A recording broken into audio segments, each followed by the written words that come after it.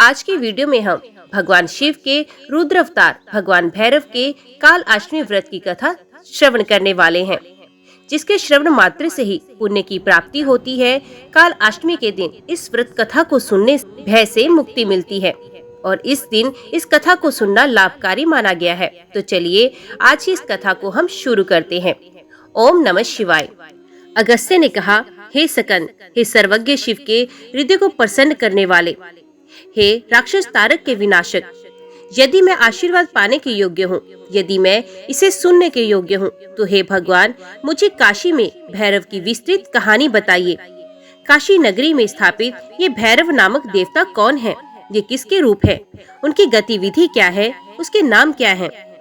उन्हें कैसे प्रसन्न किया जाता है ताकि वे आकांक्षी भक्तों को सफलता प्रदान करें? उनकी पूजा कब की जानी चाहिए ताकि भैरव शीघ्र प्रसन्न हो सके?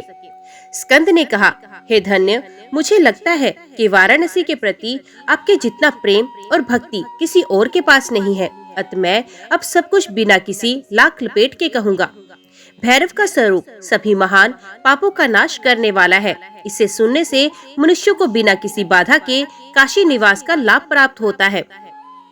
अत्यधिक उत्साहित होकर तांडव नृत्य करने वाले महान भैरव तीनों लोकों की सभी विपत्तियों से रक्षा करें। वे अपने दोनों हाथों से ब्रह्मांड की दुनिया को चारों ओर से ऐसा निचोड़ता है जैसे कि वे एक पका हुआ रसदार आम हो। इसे प्राकृतिक परले कहा जाता है, जिसमें भगवान ब्रह्मा, विष्णु और रुद्र का अस्तित्व समाप्त हो जाता है।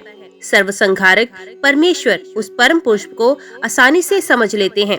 हे ब्राह्मण, इसमें कुछ भी रहस्यमय आश्चर्य की बात नहीं। भगवान शिव की माया को पार करना बहुत कठिन है। सभी इससे भ्रमित हैं और इसलिए उस महान भगवान को नहीं समझते। यदि वे महान ईश्वर अपनी इच्छा से स्वयं को समझाता है तो ब्रह्मा और अन्य लोग उसे जान जाते हैं।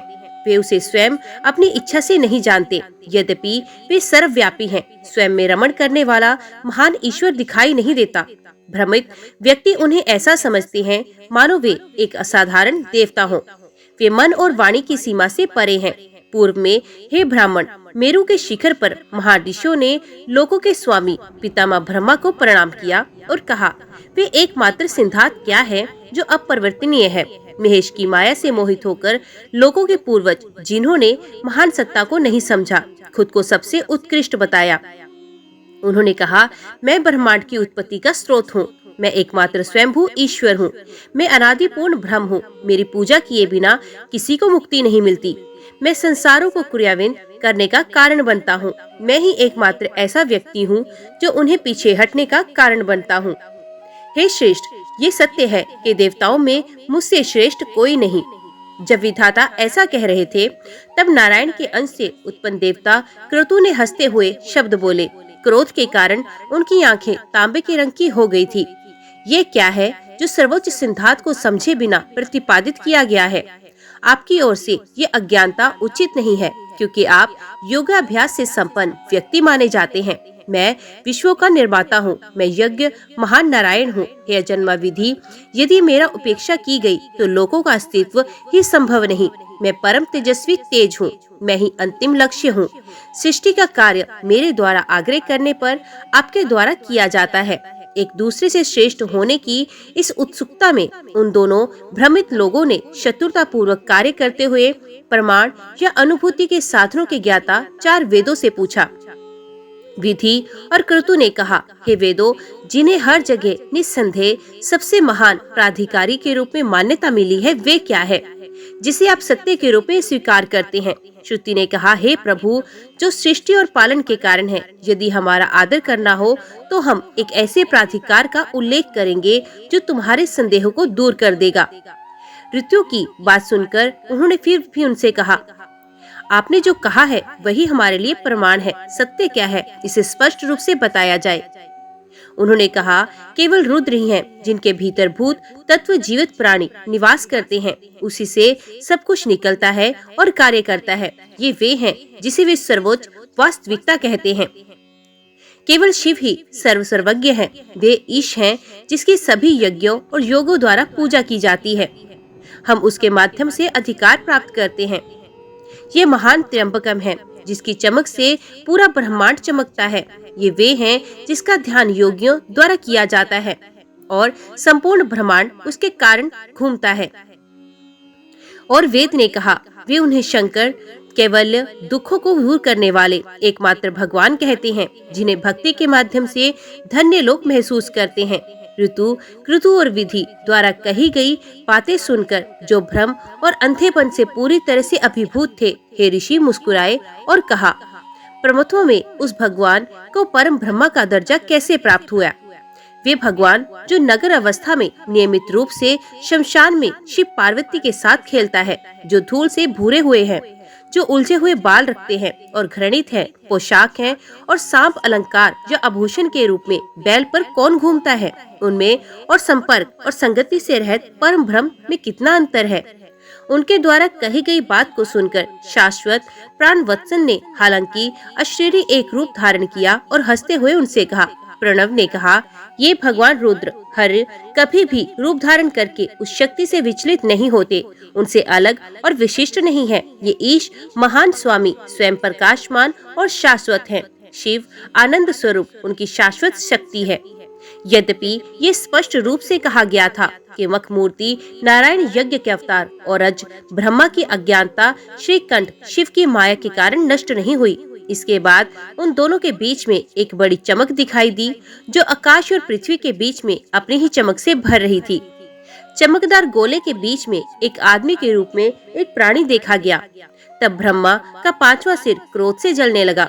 जब विधि सोच रही थी, ये कौन हो सकता है जिसने मनुष्य का रूप धारण किया है।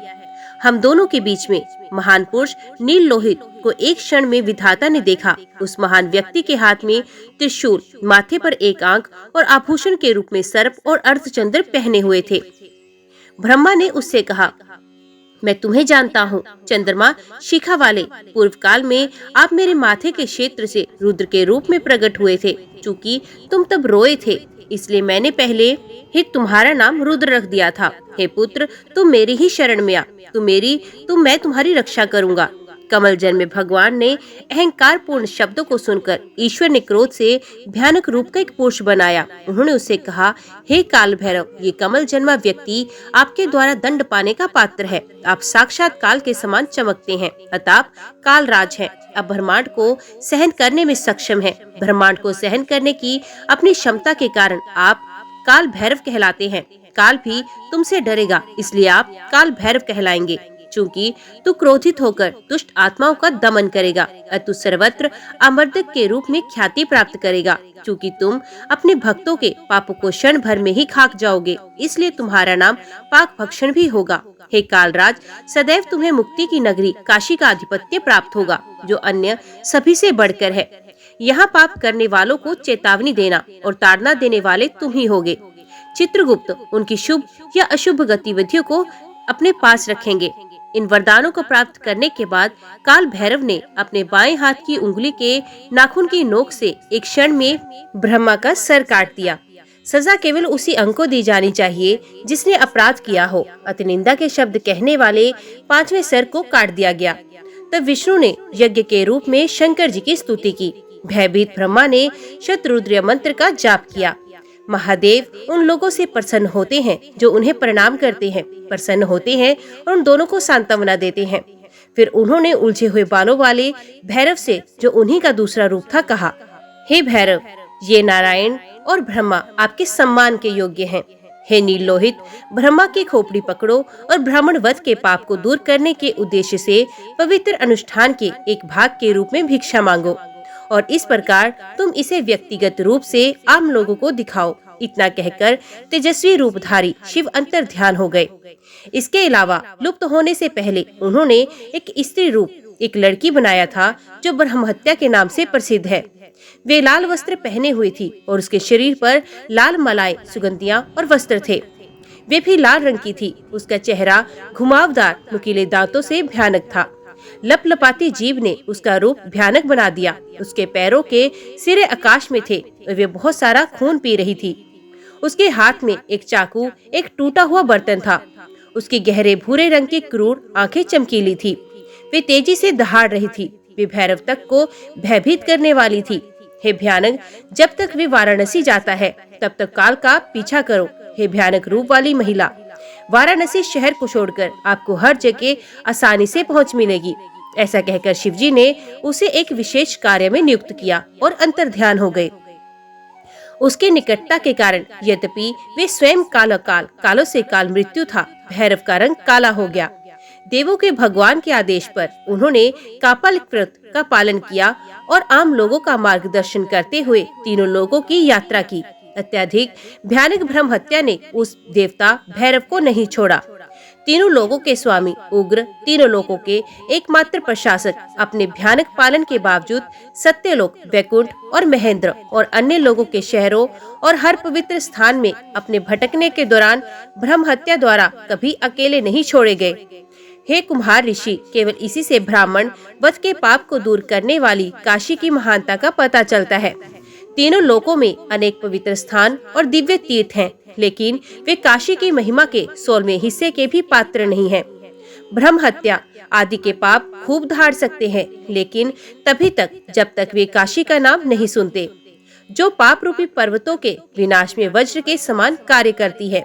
काल भैरव अपने प्रमथों की उपस्थिति में हाथ में खोपड़ी लेकर तीनों लोकों में घूमे। फिर उन्होंने नारायण के निवास में कदम रखा।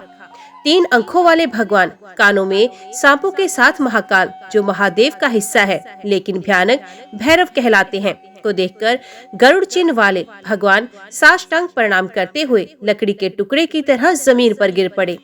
देवताओं, ऋषियों और दिव्य देवियों ने भी ऐसा ही किया। वे सजदे में गिर पड़े। अपनी हथेलियों को सर पर रखकर और विभिन्न प्रकार की प्रार्थनाओं के माध्यम से स्तुति करते हुए देवी लक्ष्मी के भगवान हरि ने दूध के सागर के मंथन के समय उभरी पद्मा से कहा, हे परम धन्य, निष्कलंक, प्रिय, कमल नेत्र, तुम भाग्यशाली हो, मैं भी भाग्यशाली हूँ।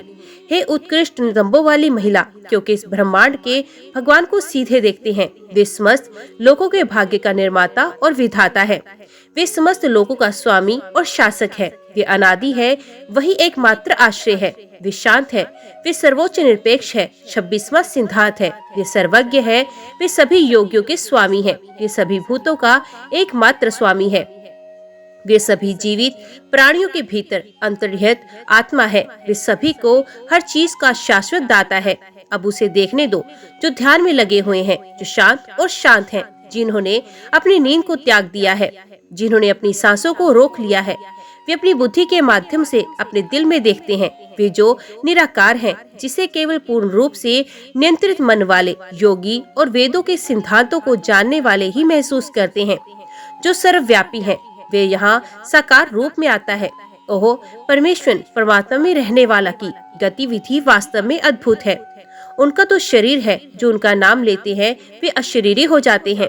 यहाँ भगवान 3 आंखों वाले चंद्रमा को अपने आभूषण के रूप में धारण करते हुए आते हैं। उसे देखकर संसार के मनुष्यों को पृथ्वी पर पुनर्जन्म नहीं मिलता।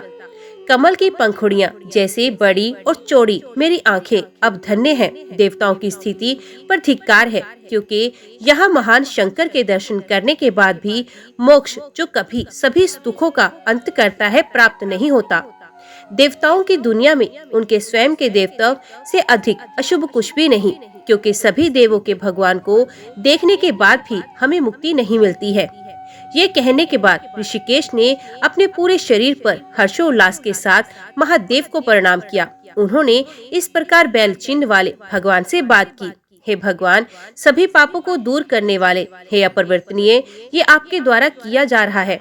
सर्वज्ञ देवों के भगवान, सभी दुनिया के निर्माता, हे देवों के देव, हे 3 नेत्र वाले महान बुद्धि वाले भगवान, क्या ये आपका खेल है? वे विषम नेत्रों वाले, हे स्मर को नष्ट करने वाले, आपके इस कृत्य का कारण क्या है? हे भगवान शंभु, आप क्यों भीख मांगते हो? ये मेरा संदेह है। हे शक्ति के भगवान, हे विश्व के भगवान, आप जो आपको नमन करते हैं, उन्हें तीनों लोकों का राज्य प्रदान करते हैं। इस प्रकार संबोधित किए जाने पर शंभु ने विष्णु से इस प्रकार कहा, ब्रह्मा का सर मैंने अपनी उंगली की नोक से काटा था। वे विष्णु, इस पाप को दूर करने के लिए मैं ये शुभ प्रायश्चित पवित्र अनुष्ठान कर रहा हूँ। महेश के ऐसा कहने पर कमल नयन भगवान थोड़ा मुस्कुराए, सर झुकाकर फिर बोले, हे सारी दुनिया के भगवान, जैसा चाहो खेलो। हे महादेव, मुझे अपनी माया से अभिभूत करना आपको शोभा नहीं देता। हे शक्तिशाली भगवान, आपके आदेश पर मैं प्रत्येक कल्प में नाभि के कमल से करोड़ों कमल आधारी ब्रह्मा उत्पन्न करता हूँ। हे भगवान, इस माया से बचे जिन्हें उन लोगों के लिए पार करना बहुत मुश्किल है, जिन्होंने अपनी आत्मा का एहसास नहीं किया है। हे महादेव, मेरे सहित सभी लोग आपकी माया से भ्रमित हैं, इसलिए हे शिव जी, मैं आपके कृत्य को वैसे ही समझता हूँ जैसे वे वास्तव में है। जब विनाश का समय आता है, जब आप देवताओं और सभी जातियों के ऋषियों के साथ साथ जीवन के सभी चरणों में सभी लोगों को नष्ट कर देते हैं, तो हे महादेव, आपके पास ब्राह्मणवध आदि का पाप कहाँ से आता है? हे शंभु, तुम्हें किसी और पर कोई निर्भरता नहीं है, इसलिए आप जैसा चाहो वैसा खेलो। आपके गले में सभी पूर्व ब्रह्माओं की हड्डियों की माला चमकती है। हे निष्पाप, फिर ब्रह्म हत्या के पाप कहाँ गए? यदि कोई बड़े पाप करने पर भी भावुकता से आपका स्मरण करता है तो उसका पाप नष्ट हो जाता है, क्योंकि आप सभी लोगों के आधार और उनके शक्तिशाली स्वामी हैं। जिस प्रकार सूर्य के निकट अंधकार नहीं टिकता, उसी प्रकार भक्त का पाप भी नहीं टिकता, उसका पाप भी कम हो जाता है। यदि कोई पुण्य आत्मा आपके चरण कमलों का ध्यान करता है तो ब्राह्मणवध आदि का पाप भी कम हो जाता है और नष्ट हो जाता है। हे ब्रह्मांड के स्वामी, यदि किसी मनुष्य की वाणी भक्ति पूर्वक आपके नामों में संलग्न और तल्लीन है तो कोई भी पाप उसे परेशान नहीं कर सकता, भले ही वे महान पर्वत के शिखर के बराबर ही क्यों न हो। आपके शिव के शुभ नाम के विपरीत राजस और तमस गुणों के माध्यम से अत्यधिक वृद्धि होने पर महान कष्ट देने वाला पाप कहाँ रहेगा? यदि अंधक के शत्रु के शिव, शंकर, चंद्रशेखर आदि नाम लापरवाही से भी होठों से निकल जाए तो व्यक्ति को फिर कभी सांसारिक अस्तित्व नहीं मिलता। हे परमात्मा, हे महानतम तेज, हे भगवान, जिन्होंने अपनी इच्छा से शरीर धारण किया, ये केवल आपकी एक विचित्र सनक है। एक महान भगवान के मामले में दूसरों पर निर्भरता कैसे हो सकती है? आज मैं धन्य हूँ, हे देवों के देव, क्योंकि मैं उस महान अपरिवर्तनीय भगवान को देख रहा हूँ जो ब्रह्मांड का मूल कारण है, जिसे योगी भी नहीं देख पाते। आज मुझे एक बड़ी उपलब्धि प्राप्त हुई, मुझे सबसे बड़ी शुभ उपलब्धि प्राप्त हुई। आपके दर्शन के अमृत से तृप्त मेरे लिए स्वर्गीय सुख और मोक्ष की घास भी तिनके के समान है। जब गोविंदा ऐसा कह रहे थे तो पद्मा देवी लक्ष्मी द्वारा तीक्ष्ण इच्छा से भरी नामक पवित्र प्रकृति की कुछ भिक्षा उनके कटोरे में अर्पित की गई। प्रभु भी बड़े हर्ष के साथ भिक्षा मांगने के लिए वहां से चले गए। ब्रह्म हत्या को अपना पीछा करते देख जनार्दन ने उससे अनुरोध किया, शिव को छोड़ दो। ब्रह्म हत्या ने कहा, इस बहाने मैं बैल चिन्ह वाले भगवान की सेवा कर रही हूँ और खुद को पवित्र कर रही हूँ। मुझे एक बार फिर भव का दर्शन कहाँ मिल सकता है? विष्णु द्वारा संबोधित और अनुरोध किए जाने पर भी उन्होंने उसका साथ नहीं छोड़ा। तब शंभु ने मुस्कुराते हुए चेहरे के साथ हरि से ये कहा, हे निष्पाप गोविंद, हे सम्मान देने वाले, मैं आपके अमृत के समान शब्दों को पीकर संतुष्ट हूँ। अपना वरदान चुने, मैं तुम्हें वर देने वाला हूँ। भिक्षुक अत्यधिक पवित्र भिक्षा से इतने प्रसन्न नहीं होते जितना सम्मान के अमृतमय पेय से, क्योंकि इससे भिक्षा के लिए भटकने का उनका दर्द मिट जाता है। महाविष्णु ने कहा, यही सबसे बड़ा वरदान है कि मैं आपको देवों के देव जो इच्छाधारी सोच से भी परे चले गए हैं देखता हूँ। संतों के विचार के अनुसार हे हर, तुम्हें देखने का आनंद बिना किसी बादल के अमृत की वर्षा के समान है, बिना किसी तनाव के महान उत्सव, बिना किसी प्रयास के खजाने की प्राप्ति। हे प्रभु, मैं तेरे चरणों के जोड़े से अलग न हूँ। हे शंभु, यही वरदान है, मैं कोई अन्य वरदान नहीं चुनता। ईश्वर ने कहा, हे अनंत, हे परम बुद्धिमान, तुमने जो चाहा है वैसा ही हो। आप सभी देवताओं को वरदान देने वाले बनो। इस प्रकार दैत्यों के शत्रु को आशीर्वाद देते हुए वे ब्रह्मा, इंद्र और अन्य लोगों में घूमते रहे और मुक्ति की जननी वाराणसी नामक शहर में पहुँचे। यहाँ तक कि ब्रह्मा और अन्य देवताओं के क्षेत्र भी वाराणसी के 16वें हिस्से के बराबर नहीं है, क्योंकि वहाँ रहने वाले प्राणी भी प्रतिकूलताओं के अधीन है। वाराणसी का निवासी, भले ही वे उलझे हुए बालों वाला भिक्षुक ही क्यों ना हो, अन्यंतर रहने वाले शाही छत्र वाले संपूर्ण पृथ्वी के सम्राट की तुलना में कहीं बेहतर है। वाराणसी में प्राप्त भिक्षा भी कहीं बेहतर है, क्योंकि लेकिन अनंतर 1 लाख निष्का रखने की स्थिति नहीं। 1 लाख का स्वामी गर्भ संसार में प्रवेश करता है, लेकिन वे नहीं जो उसकी वाराणसी की भिक्षा खाता है। काशी में भिक्षुकों को दी जाने वाली भिक्षा भले ही वे फल के आकार की हो, सुमेरु पर्वत के मुकाबले तोलने पर अधिक वजनदार होगी। जो व्यक्ति अपने परिवार के किसी पीड़ित सदस्य को 1 वर्ष तक भोजन कराता है, वे उतने ही युगों तक स्वर्ग से सम्मानित होता है। जो मनुष्य जीविका के साधन से रहित मनुष्य को भोजन के लिए वार्षिक राशि देता है, वे कभी भी प्यास और भूख से दुखी नहीं होता। जो व्यक्ति वाराणसी में दूसरों को आवास देता है, उसे वाराणसी में रहने वालों का पूरा पुण्य प्राप्त होता है। काशी का नाम लेने पर भी ब्राह्मण भद तथा अन्य पाप से छूट जाते हैं। उस काशी की तुलना किसी से भी नहीं की जा सकती।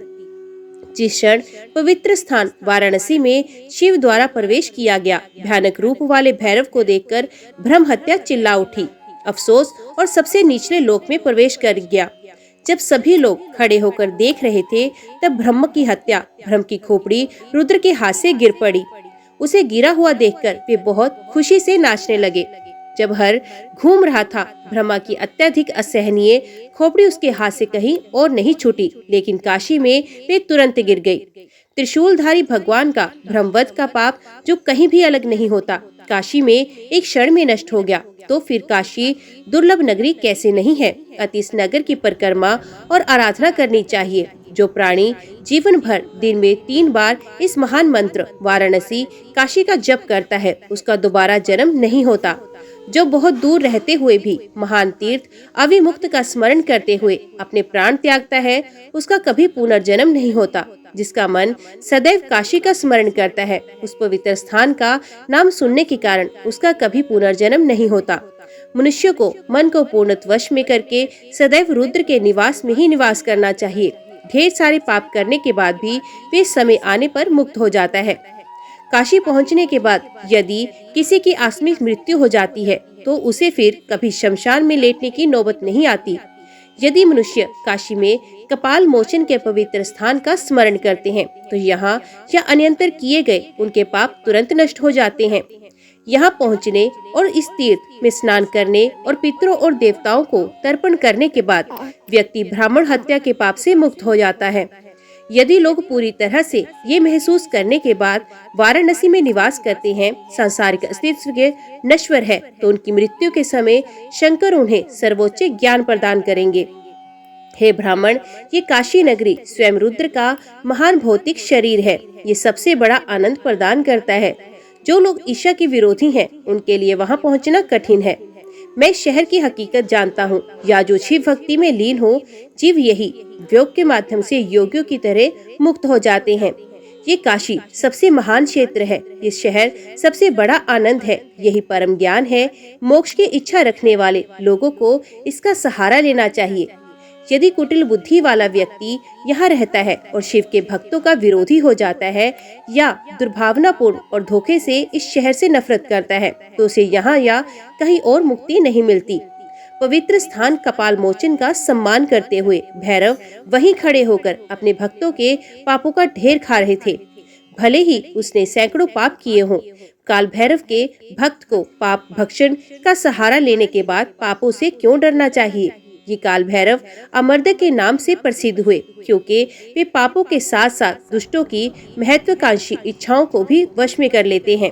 हे काशीवासियों, पर काली के प्रभाव को सदैव समाप्त करते हैं, इसलिए वे काल भैरव नाम से अत्यधिक प्रसिद्ध हुए। यम के भयानक दूत अपने भक्तों से सदैव भयभीत रहते हुए, इसलिए उन्हें भैरव के रूप में याद किया जाता है। मार्गशीर्ष के कृष्ण पक्ष के 8वें चंद्र दिवस पर व्यक्ति को उपवास करना चाहिए और काल भैरव की उपस्थिति में जागना चाहिए। उसे काशी में किए गए महान पापों से छुटकारा मिल जाता है। जैसे बाहर किए गए पाप काशी में प्रवेश करते समय पहले ही नष्ट हो जाते हैं। मनुष्य के मन की दुर्बलता के कारण जो थोड़ा सा भी अशुभ कार्य हो जाता है, वे काल भैरव के दर्शन से भंग हो जाता है।